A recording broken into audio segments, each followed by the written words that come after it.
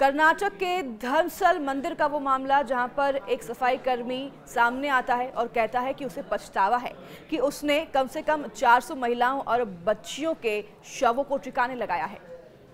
उसने ये भी दावा किया है कि इन सभी महिलाओं और बच्चियों के साथ पहले बलात्कार होता है और फिर उनके लाशों को ठिकाने लगा दिया जाता है। अब इस सफाई कर्मी को पछतावा है, इसलिए उसने सामने आकर अपने पछतावा में ये बात कबूली है और अब इस पूरे मामले में जांच पड़ताल शुरू हो गई है।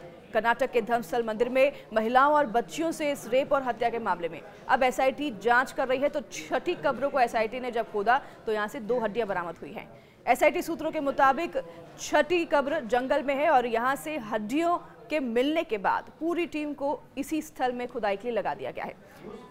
इस दौरान एसआईटी प्रमुख डीजीपी और साथ ही डीआईजी भी मौके पर मौजूद रहे। खुदाई के दौरान तहसीलदार और फॉरेंसिक विशेषज्ञ भी मौजूद रहे। तो ये जो हड्डियां बरामद हुई है उनको फॉरेंसिक लैब भेज दिया गया है, जहां पर डीएनए जांच किया जाएगा। इससे पहले आपको बता दें कि एक कब्रस्थल से एक महिला का फटा हुआ लाल ब्लाउज और लक्ष्मी नाम की एक महिला का पैन कार्ड भी मिला था। तो वही शिकायतकर्ता जो कि सफाई कर्मी है, उसने एक खोपड़ी एसआईटी को सौंपी है और उसका दावा है कि यह खोपड़ी दफन की गई शव की है।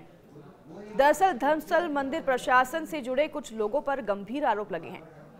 मंदिर में काम कर चुके एक दलित सफाई कर्मी ने यह दावा किया कि उसे कई महिलाओं और बच्चियों की लाशें जलाने और दफनाने के लिए मजबूर किया गया था। उसने यह भी दावा किया कि इन महिलाओं के साथ बलात्कार किया गया और फिर उनकी हत्या की गई। इस खुलासे के बाद धर्मस्थल थाने में 3 जुलाई को मामला दर्ज किया गया। तो वहीं आपको बता दें कि ये जो खुलासा हुआ है इसमें पूर्व सफाई कर्मी का ये कहना है कि यह घटना जो है पूरी 1998 से लेकर 2014 के बीच की है, जब वह मंदिर में काम करता था। उसने तस्वीरों और दफन किए गए अवशेषों के सबूत भी पुलिस को सौंपे हैं। उसने कहा कि वो इसलिए अब आगे आ रहा है क्योंकि उसे पछतावा है और पीड़ितों को वो न्याय दिलाना चाहता है और न्याय दिलाने की भावना उसे चैन से जीने नहीं दे रही है। तो वहीं उन्होंने ये भी कहा कि वो पुलिस को उन सभी स्थानों पर ले जाने के लिए तैयार है जहां जहां उन्होंने शव दफनाए थे। तो वहीं सफाई कर्मी ने यह भी कहा कि 1998 में उसके सुपरवाइजर ने पहली बार उससे कहा था कि इन लाशों को चुपचाप निपटा दो।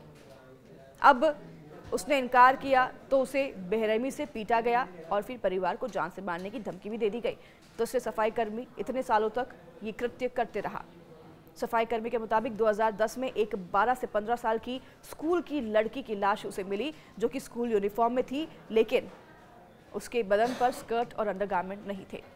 शरीर पर बलात्कार और गला घोटने के निशान थे और इस मासूम बच्ची को स्कूल बैग के साथ ही दफना दिया गया। एक अन्य मामले में एक 20 वर्षीय महिला की लाश का चेहरा तेजाब से जला दिया गया था और उसे अखबार में लपेटकर ठिकाने लगाने के लिए शव को जलवा दिया गया। ऐसे कई खुलासे सफाई कर्मी ने किए हैं। तो सफाई कर्मी ने कहा है कि 2014 में उसकी नाबालिग रिश्तेदार के साथ भी यौन उत्पीड़न हुआ, जिसके बाद वह परिवार समेत धर्मस्थल से भाग गया और गुमनाम पहचान के साथ दूसरे राज्य में रहने लगा। उसने ये भी बताया कि आरोपी धर्मस्थल मंदिर प्रशासन में जो हैं वो बेहद ही प्रभावशाली लोग हैं और वो विरोध करने वालों को खत्म कर देते हैं, इसलिए सब उनसे डरते हैं। वह अब पॉलीग्राफी टेस्ट या फिर किसी भी वैज्ञानिक जांच के लिए तैयार है। सफाई कर्मी जो है उन्होंने कहा है ताकि सच सामने आ सके।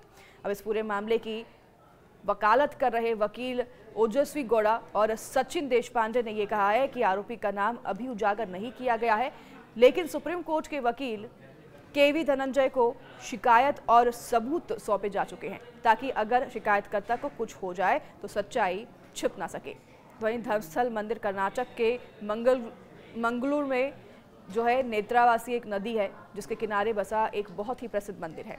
यह मंदिर भगवान शिव के एक रूप श्री मंजुनाथ का है और यहाँ एक खास बात यह है कि मंदिर की पूजा हिंदू पंडित करते हैं, लेकिन मंदिर का संचालन जैन धर्म के लोग करते हैं। यह मंदिर हिंदू और जैन धर्म के मेल का उदाहरण है। तो हर दिन हजारों लोग यहाँ दर्शन के लिए भी आते हैं और मंदिर में मुफ्त भोजन भी मिलता है। शिक्षा और इलाज की सुविधाएं भी दी जाती हैं। अब ऐसे मंदिर से इस तरह की घटनाएं, इस तरह की खबरें सामने आना सभी के लिए चौंकाने वाली है। लेकिन जैसे जैसे जांच आगे बढ़ रही है वैसे वैसे कई परतें भी खुल रही हैं। अब ये जांच कहां तक पहुंचती है और उसमें क्या खुलासा होता है, ये देखने वाली बात होगी। हम सब की नज़रें इसी पर टिकी हुई है।